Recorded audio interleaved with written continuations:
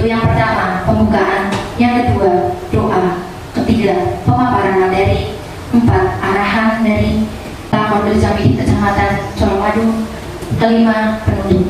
Bismillahirrahmanirrahim. Rabbi shrah li sadri wa yassir li amri wahlul 'uqdatam min lisani yafqahu qawli. Assalamualaikum warahmatullahi wabarakatuh.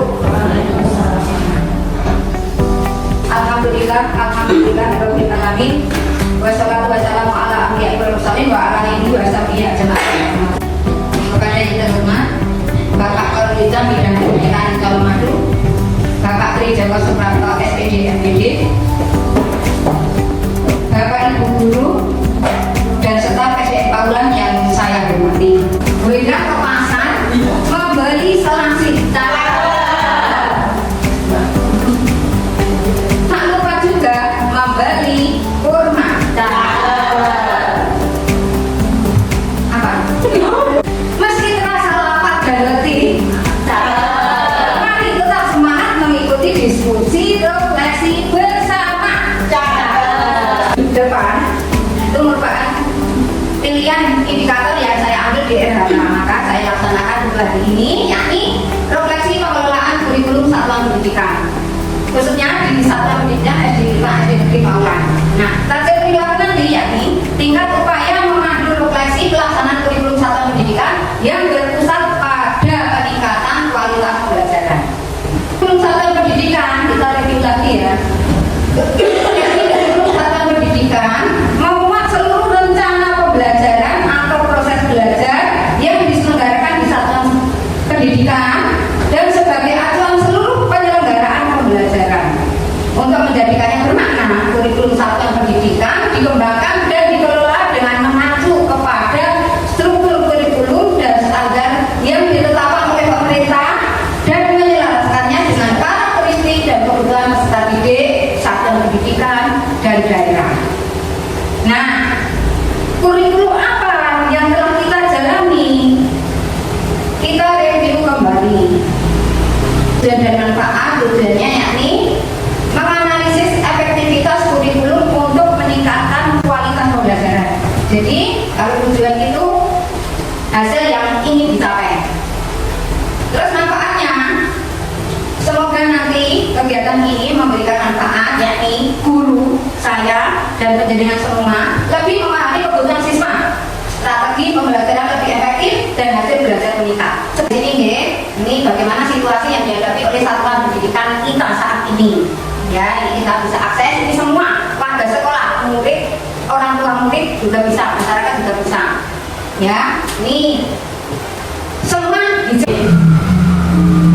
Terus apa saja kendala yang sering dihadapi dalam mengimplementasikan kurikulum kelas? Maksudnya apa kendala yang sering muncul saat penjenengan mengajar, kita mengajar? Bukan susah. Ripon? Siswa tetap berusaha. Siswa tetap berusaha. Kira-kira bagaimana Bu Bos? Kok bisa? Ya, bukan susah kalau hanya mendengar nama saja. Jadi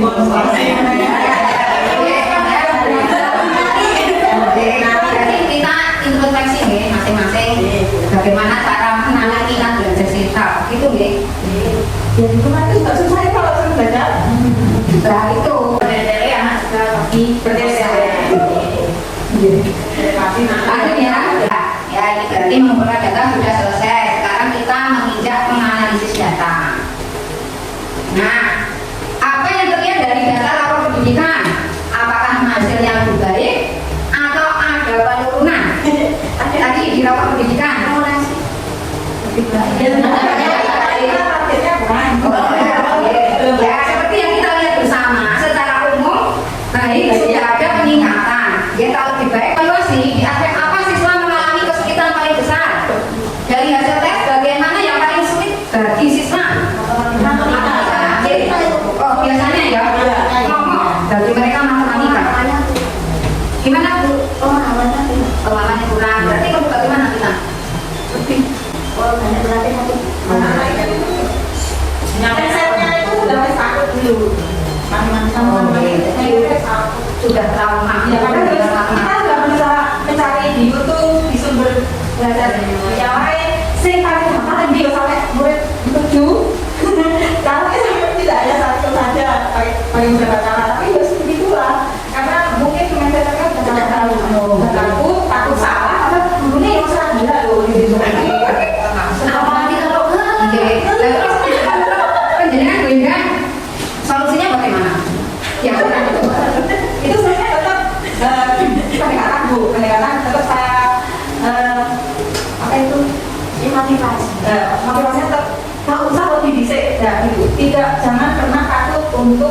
menjawab soal apalagi berkata Bu, karena dewasa itu jarang berkata Bu dan jarang berbicara.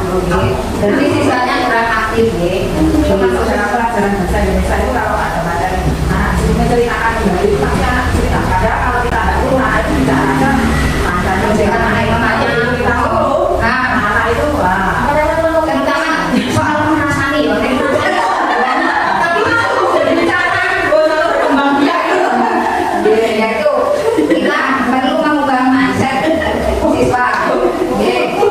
Lanjut, apakah ada tren peningkatan atau penurunan dalam capaian akademik dari non akademik? Sudah baik, tapi kalau untuk kurasi anak-anak masih perlu peningkatan dalam pembelajaran dan aktivitas yang lainnya. Berarti ini titik poin kita pada angka. Variasi yang lain untuk menyampaikannya itu pada peserta didik. Jadi perlu apa namanya variasi itu dulu. Jangan hanya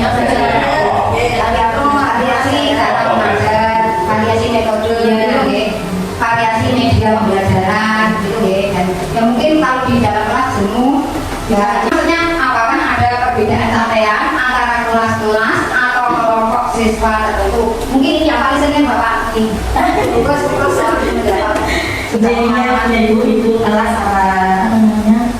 kelas atas cenderung lebih baik hasilnya yang dibandingkan kelas bawah.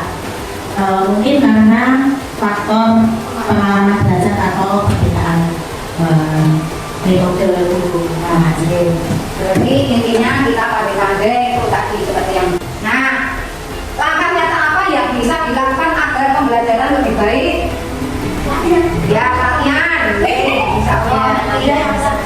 Mudah-mudahan pemerintah ini mengadakan pelatihan atau kita sendiri bisa kolaborasi atau sharing-sharing diskusi memanfaatkan komunitas belajar ya. Terus bagaimana cara mengatasi kendala dalam pembelajaran? sharing Ya, sesama mahasiswa. nah, sharing mungkin kesulitan yang satu beda dengan kesulitan. Yang saya hormati kepada SDM Paula di Jakarta, yang saya hormati Bapak Ibu semuanya berbahagia. Nanti saja saya memberikan kepada dari hasil pemaparan observasi sekolah pada siang ini. Tadi semuanya sudah disampaikan dengan bagus.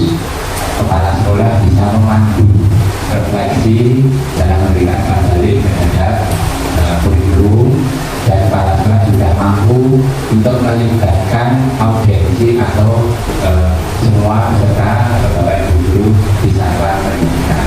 Jadi intinya sebenarnya itu. Jadi karena materinya di sini dalam diskusi itu sudah ada pertanyaan pemakai. Jadi kajian tinggal menjawab membahas ini tolong nanti bisa berbagi dengan kelas-kelas yang lain.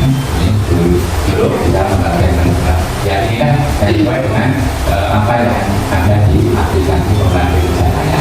Ya bagus, cuma ditingkatkan lagi. Terutama nanti saya lihat untuk siswa yang menjadi kendala dalam mengeluarkan pendapat, seperti yang dikatakan Wina masih kurang. Bagaimana untuk memecahkan masalah itu? Tadi sudah dibahas dengan mengembangkan atau menciptakan variasi pembelajaran dan tapi masih ada outputnya, hasilnya kok siswa masih ragu, masih malu. Dan untuk mengembangkan keberanian siswa itu, mari kita bahas masalah pembelajaran berpusat pada siswa. Berpusat pada siswa ini kan. Jadi maksudnya siswa itu aktif. Guru itu hanya fasilitasi saja. Ya, saya aktif bagaimana metodenya? Metodenya ada pendekatannya dengan siswa untuk mempresentasikan materi yang diberikan oleh guru. Ini ada ngomong atau dengan pendekatan drama, itu akan melatih keberanian siswa untuk tampil, untuk bicara. Jadi semuanya nanti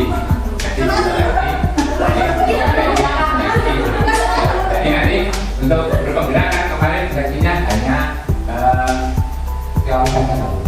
Nanti karakternya baik kita depan bilang itu kita nanti katakanlah emosional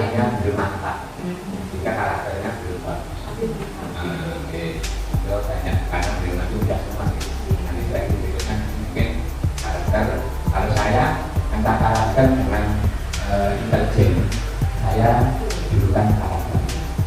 Karena intelijen tinggi kalau karakternya bagus akan berdampak yang baik. Tapi kalau karakternya bagus, dulu kami intelijennya akan naik.